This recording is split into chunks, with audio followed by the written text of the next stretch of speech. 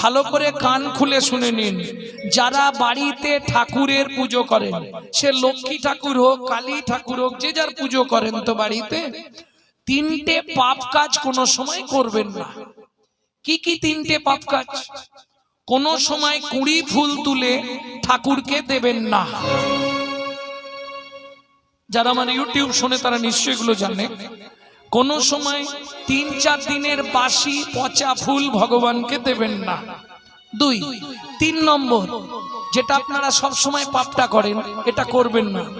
সকালবেলা হাঁটতে যাবার নাম করে লোকের কাছে ফুল চুরি করে ঠাকুরকে দেবেন না। কি হলো, হাসছে কেন? মানে যারা করে তারা হাসছে নাকি? হ্যাঁ, এ পাপ হয়। কোথায় বলা আছে? ব্রহ্মবৈবর্ত পুরাণে বলা আছে, শ্রীমদ্ ভাগবতের